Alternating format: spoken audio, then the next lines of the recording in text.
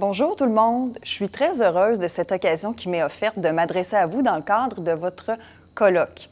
Et vous faites déjà un travail essentiel au Québec, ça va de soi, médiateurs familiaux, un travail qui est même plus qu'essentiel. Quant à moi, on connaît la situation ou, disons, l'issue de plusieurs ménages au Québec. Donc, quand on peut éviter la judiciarisation, quand on peut éviter les conflits et tout ça, vous êtes la clé vers la réussite d'une séparation réussie.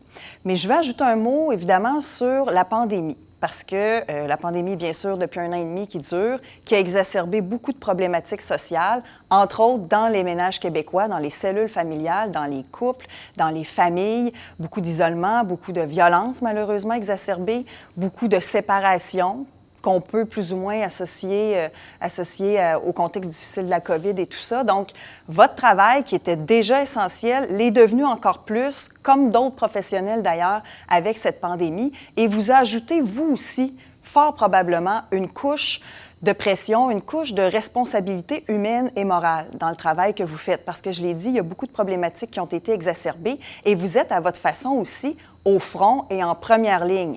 On pense souvent aux gens du réseau de la santé, réseau de l'éducation, réseau de la petite enfance, au personnel de sécurité publique, mais vous aussi, vous êtes en première ligne et vous avez cette possibilité, cette compétence, cette capacité de désamorcer des situations qui autrement pourraient devenir explosives, qui sont, disons, à potentiel de devenir des problèmes plus graves et vous réussissez à les désamorcer dans bien des cas. Et ce travail-là évite du travail pour d'autres intervenants dans ce que j'appellerais le continuum de services autour de nos personnes, notamment nos personnes vulnérables, mais les personnes qui vivent toutes sortes de situations qui peuvent être difficiles, entre autres des séparations.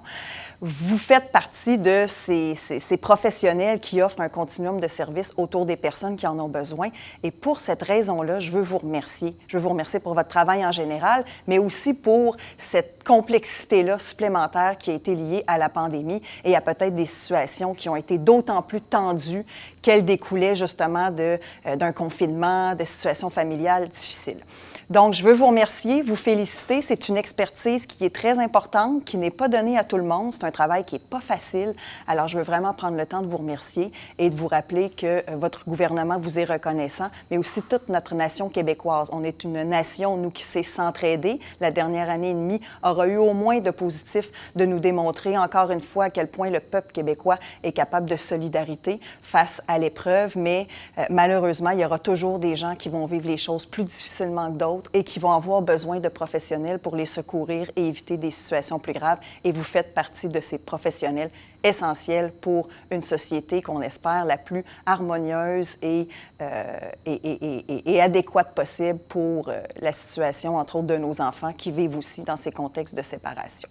Un grand merci tout le monde. Je vous souhaite un bon colloque et de bons échanges dans le cadre de vos travaux. Merci.